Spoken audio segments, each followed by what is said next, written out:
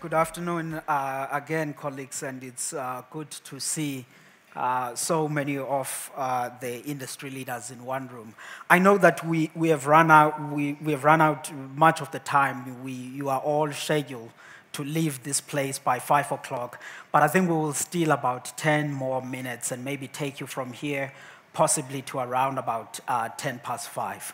What we hope to do in this conversation, and firstly, really thanks to APSA, to our friends at the Western Cape Department of Agriculture for all of the support to BFAP for so many years. And what we hope to do on this is to take what Tracy, what Shannon, and what Ferdy have presented and really try to tie it up together with a policy eye on that, because I think we've received excellent analytics about what's going on and what are the possibilities going forward. And I think the best point really to pick on, Ferdy, because you spoke a lot about the markets, you spoke a lot about the AMMP and some of the key things that are happening, is perhaps maybe to start off with the DG in here. And we are grateful, DG, that you could make time. I won't be introducing any of you because we are sitting as friends here. We all know each other. That's the DG, that's the chair of the Land Bank, Tabi, that's Stevald, good friend at RMIS, and of course our own Tracy at BFAP. But DG, I want to just speak on the AMMP space very briefly, because everyone now knows that we are in a GNU. This is the policy, this is a document or program that we have rolled out. What is the status of the AMMP at the moment? And what message would you give to the industry about how should we be thinking about it for the next couple of years? Thank you very much, Wandi. And good afternoon to all the industry captains and those who are watching online. I would like to first congratulate BFAP maybe on a very great event, and also say that from humble beginnings, from University of Pretoria to where we are, we should be very grateful of the strides that have been made over years. You have started off on a very exciting note around the GNU. Now, let me start there to say the GNU has come up with a new medium-term development plan, which replaces the medium-term strategic framework. And there are only 3 outcomes instead of the 7 that you knew from the medium-term strategic framework. The first one would be driving economic growth and ensuring that there's job creation. Secondly, you will be dealing with reduction of poverty and ensuring that we deal with the issue of the high levels of living standards that we have in South Africa. And lastly, it is an issue that is very important and has been at the forefront right through the administration of building an ethical, capable, and developmental state. Now, all of this, if you have got to look at the messaging that has been coming from the Minister of Agriculture, Honorable John Steenhuisen, you would see that there is consistency. He first says that he wants to create jobs in agriculture. He wants to ensure food security. He wants to deal with issues of rural economies. And lastly, to deal with foreign exchange. Now, if you have got to look at all of those and map them, you will see that all of those are applicable to all the pillars that we have within the AMP, from pillar 1 that deals with policy ambiguity, up to the last one that deals with localization of food chains. You have got the GMU now saying to all of us that we don't have a changed agenda. In actual fact, the minister introduces a new term that I think is very important. He says we need to have rapid transformation within the sector. And therefore, there's alignment in terms of the work that we have done over the years and what we just need to do. I think that Ferdy has also spoke about is to ensure that there's acceleration in terms of the implementation of the AMP.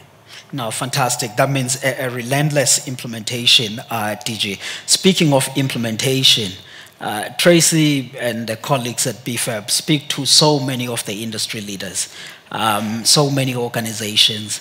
Some, they compliment you and the department on excellent work you have done. Some, they still see areas of improvement. And some of those areas of improvement could be around trade. It's been a running theme from Ferdy to Matlo. Shannon spoke a little bit. Tracy spoke at length on that. But I want to bring it on to Tracy to say, Tracy, with all of these, what are the people that you're interacting with saying it's missing from the Department of Agriculture so that we can can begin to really change those boxes? What do they want? I see the DG is about to take notes, so that's a good thing, DG. Tracy.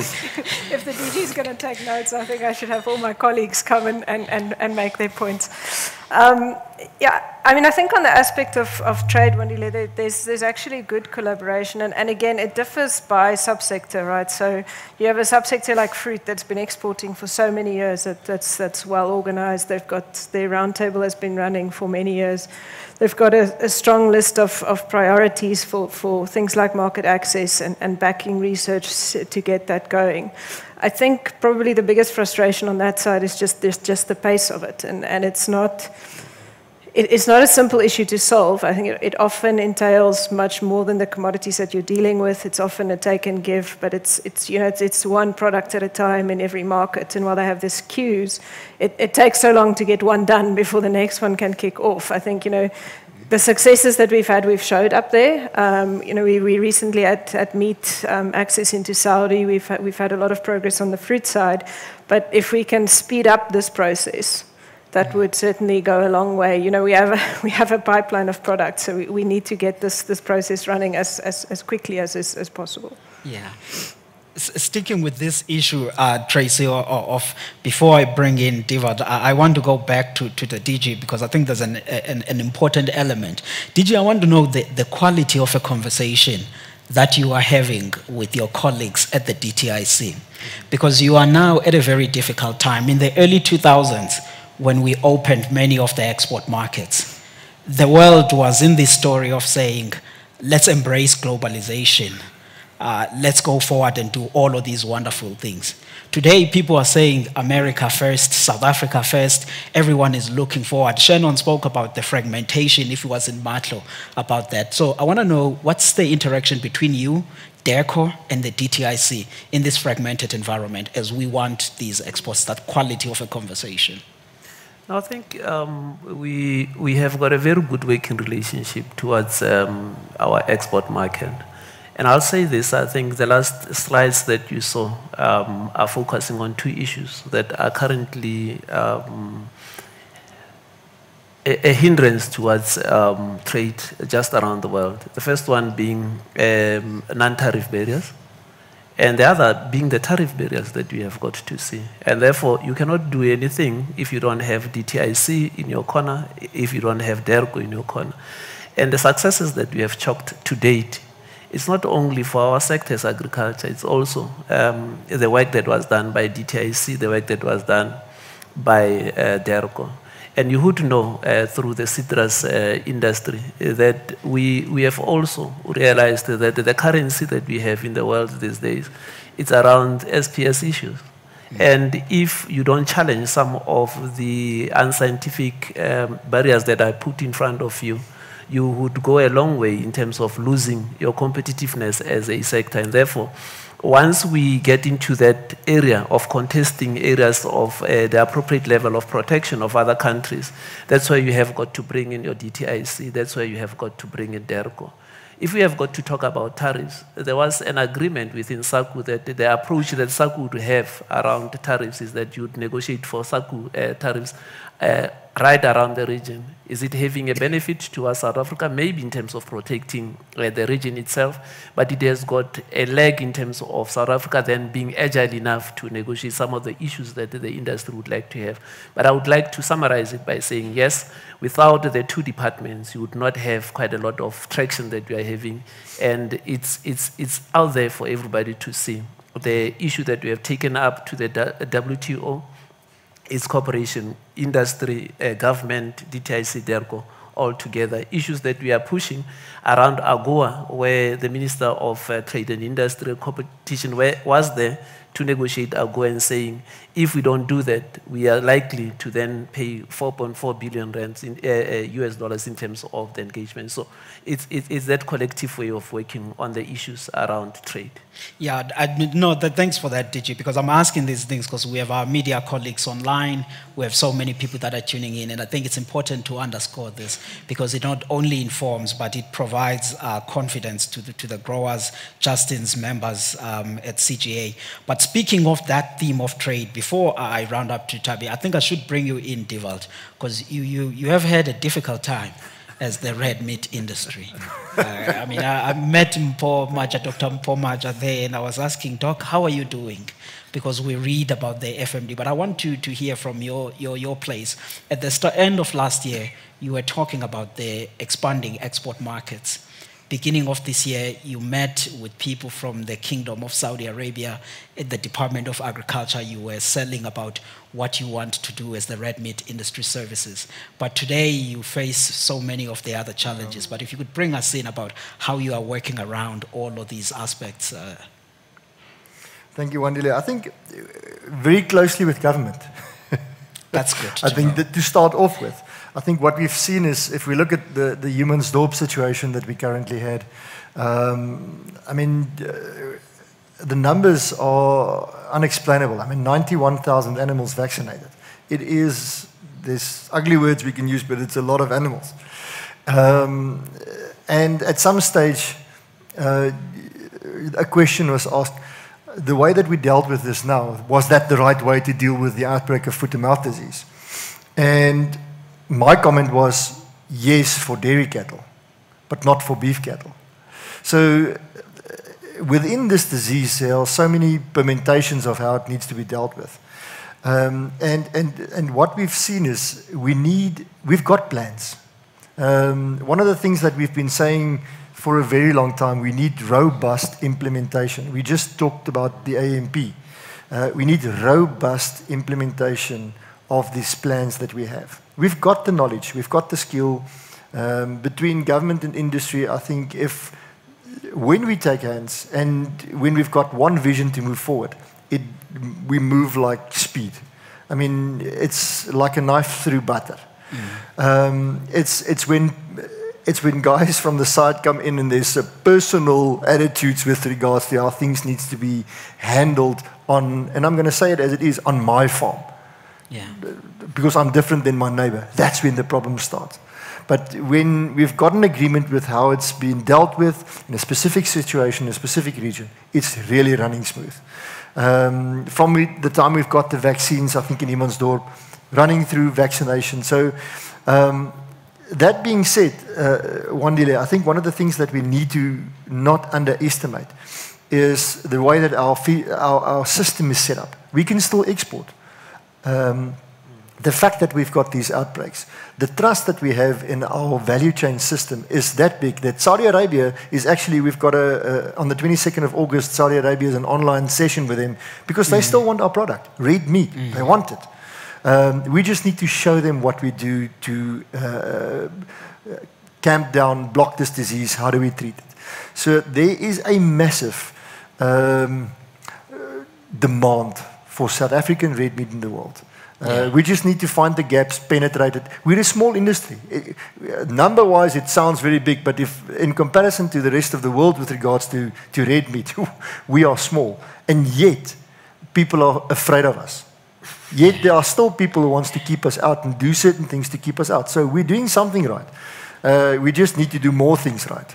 No, I'm asking that, and I was bringing it in because you'll recall Tracy showed a wonderful slide there where she was saying, what is everybody doing in the world, the changes in the consumer space. But I do want to push a little bit just on the last bit of saying, what conversation are you having with some of the colleagues in the livestock industry, either it's those on national animal health or any others, about the movement of the animals. And the reason I ask this is because when you listen to people, it does feel like everyone needs to be pulling together because some of the faults are also within the line. That's the sentiment out there in the conversation. So we've got a project now running. We've got 11 projects currently this year, of which one is based on traceability specific. We say data sharing rather than traceability.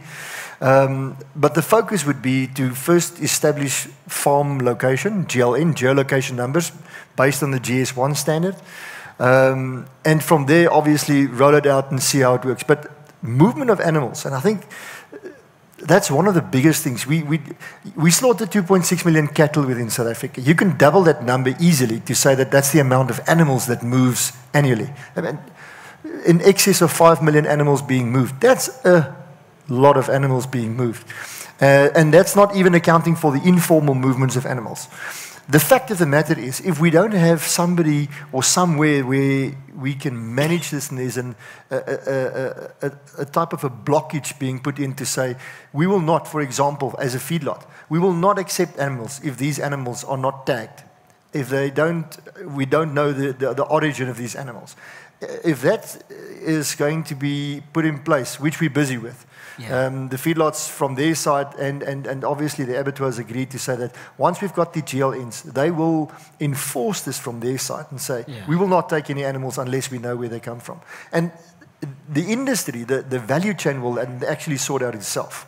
Yeah, no, that's wonderful, because, I mean, you think back on Freddie's land potential showing the grazing part, and even if you think about many areas of Eastern Cape, KZN, those are some of the major livestock potentials. So as we progress and putting those areas into commercialization along with those technologies, that will help.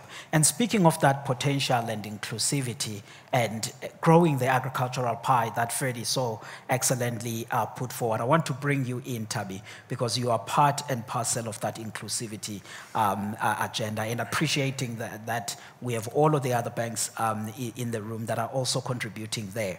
But I want to ask you the status of the bank, firstly, briefly. Where are you? Last year or 2 years back, the DG said he was going to give you money for blended finance. Did he send it? What's going on with blended finance, and where is the bank at this moment? Sure. Good afternoon, everyone, and thanks, Wandile. I do recall the last time I was on this stage about 2 years ago, and that was really, I'd say, at the height of the bank's challenges at the time. And I recall on the stage, really making a commitment that we're going to turn this picture around. We had very robust discussions with Dr. Ramasodi at that point.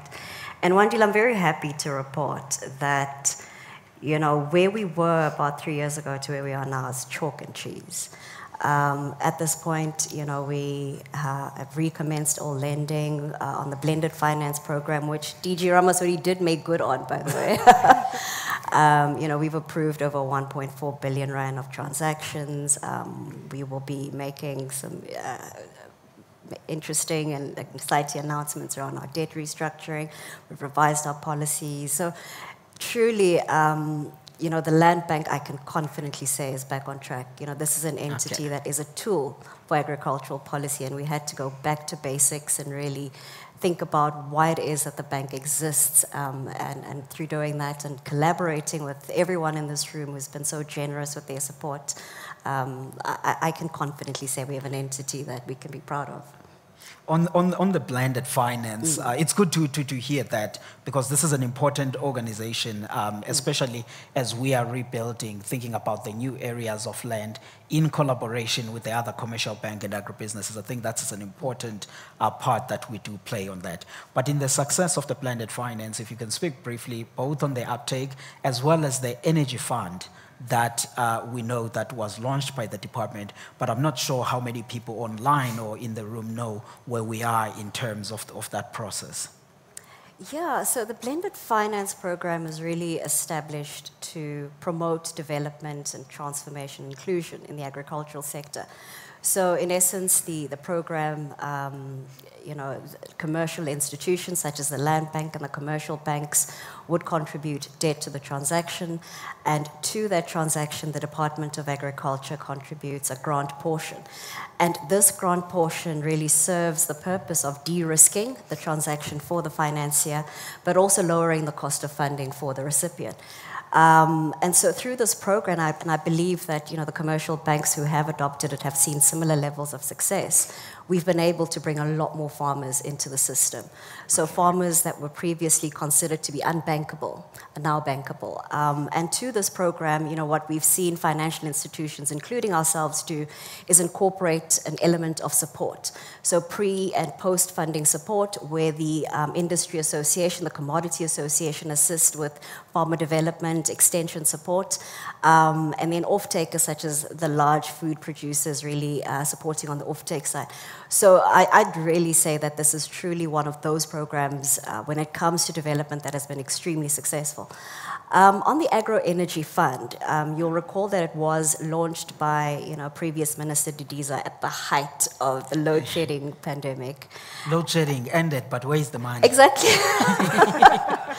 I must say, you know, we were very, very excited together with, you know, the Department of Agriculture to launch this program. We thought that it was not just important for alleviating the impacts of load shedding, but also bringing down the cost of electricity. Yeah. I would say that while we've seen some traction, it hasn't been to the extent that we need to see. We need a lot more farmers to really take advantage of the very generous grant contributions that the department is making towards this program. We've seen, you know, a lot of farmers complain about high energy costs, but this program is here for both commercial and development farmers, and we need to see a lot more traction on it to start to deal with those margins that you spoke about, Ferdy, and bring those energy costs down. So that remains available, and the marketing obviously needs to be ramped up on that, and we'd like to see a lot more traction there. No, I mean, I'm glad you mentioning that, because Tracy was presenting and she was breaking down the cost of what's going on, and you will recall another bar that was showing the energy cost aspect. But Tracy, DG, also kept talking about this embrace of science. We should be catching up, productivity. I'm not sure if she was didn't want to be bold and tell you what is going on with the adoption of new genetics on seeds. Many people, either Sanso and CropLife and their colleagues, when you speak with them, they speak very excitedly about new technologies that are coming up and happening there in the world. But I just want to hear your posture about what's our openness and our speed on bringing all of those for our progress as a country. No, and I noted that point when Tracy was presenting, to say that if you don't adopt, we run the risk of being laggards in terms of adoption of new technologies and moving backwards in terms of our own yields, in terms of the slide that she showed. But you would recall that last year, or even a year before this, I was talking about the new breeding technologies, or even what they call the new plant breeding technologies, to be appropriate in terms of this matter.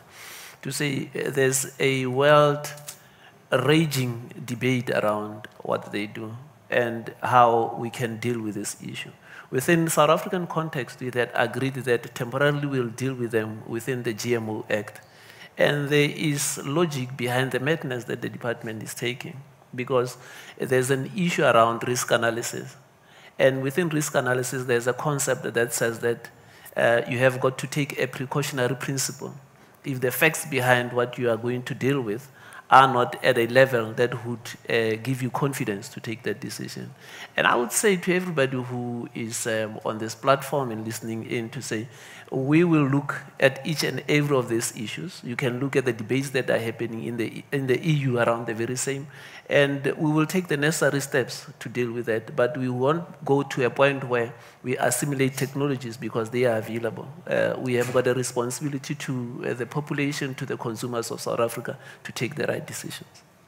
Okay. No, that's fair. That's fair enough, DG. And still speaking of that, DG, just a little bit also, because I'm thinking about it now, with the GNU, with the general policy. What is the approach and the energy that is being put by the department on assisting the state-owned entities that report to the Department of Agriculture?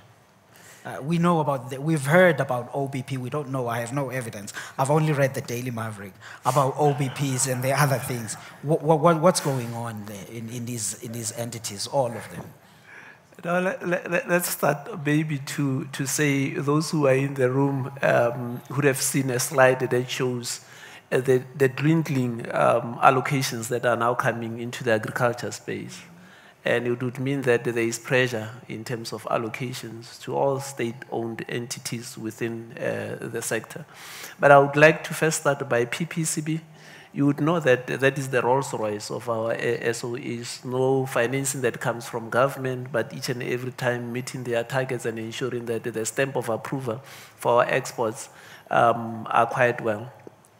You would look at the ERC a few years back, you would think that the ERC was on its deathbed, and many people would have said that research is dying in our country. The CEO is here today. He can attest that there has been sizable portions of budget coming from Dadesrag, just to ensure that in terms of research, innovation, technology, we pitch and we become the premier institution that the ARC is supposed to be, together with another science research institute that we have in our country. We then have got to look at the National Agricultural Marketing Council. Yeah. I've just come back from an engagement that we had in Malawi. The NMC was there, top of ensuring that there is proper economic market analysis that we have in our country. And I think they are in good hands, and we're proceeding quite well. Now I'll land where you want me to land in terms of the OBP and where the OBP is going. You would have known that the OBP had its own challenges in terms of securing the health from a vaccination perspective of those vaccines that they have in the offerings. Yes, you had a new board coming in. There's an imminent appointment of a CEO that's going to happen very soon from that perspective, and we hope that the whole environment will stabilize. There were issues around them having equipment that is needed for them to deal with certain issues.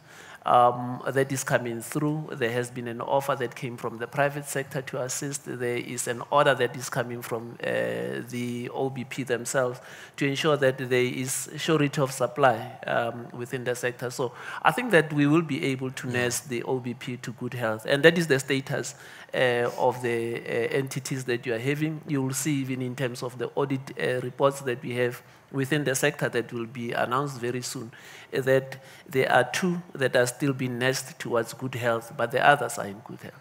Yeah, no, DG, I'm asking you that because both yourself and Minister Steenhuisen, you've been speaking boldly and positively about the sector, but I think it's important that we then illustrate about what are some of these things that are happening. So we appreciate that. And just before I come to you, Tracy, Divald, everyone, Vessel, my colleague at AGBIS, he complains about assignees.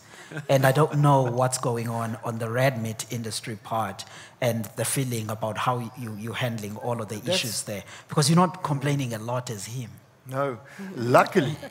That's one of the things we are fine. Okay. No, I think I've had many discussions with Vessel, and I think we started, there's a lot of things that the red meat industry did different from the grain guys, and it didn't work for us, but this one did work for us.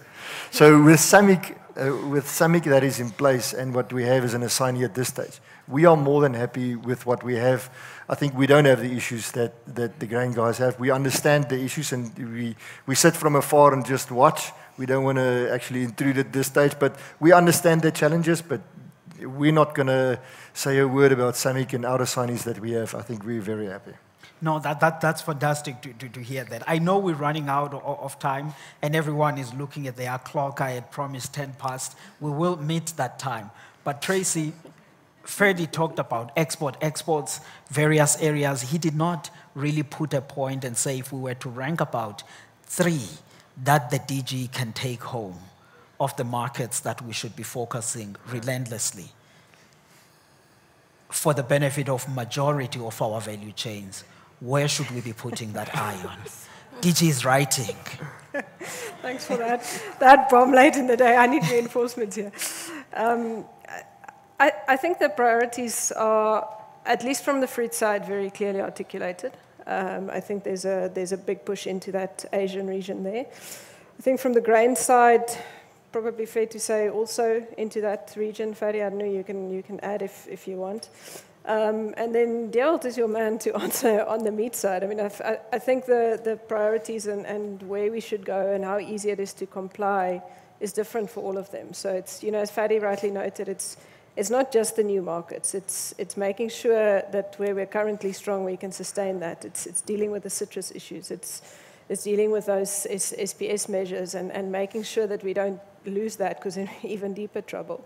But of course, then growing markets. So I think, if you look at economic performance, all those things, definitely saying that East is the way to go, where the growth is going to come from, but not disregarding where our markets are strong and that we should prioritize being good and competitive in those markets. Yeah, so the strategy is to retain what you have, preserve what you have, and look east in addition to that. Okay. So, Tabi, there's a million jobs, millions of hectares. It's Professor Johan Kirsten, he's online, he's been talking about millions of hectares that we do have. That's about plus land. I think it's somewhere at about 2.5 or something million hectares. That's what our work shows on that space. As we are moving, hopefully, towards releasing that DG with title deeds, and I hope that's the message that you are taking forward to the principals. What's the thinking on the financing of the new entrance space and all of these new lands from your side? And I know that APSA and the others are also looking into the space and seeing how they will participate.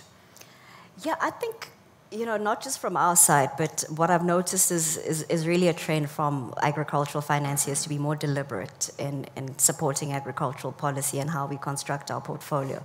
So, for instance, with the example you've just given on the plus land and in the presentation that Ferdy made earlier on where the potential lies, financiers are starting to think about, well, how do we better structure our portfolios to make sure that we rather focus on those areas?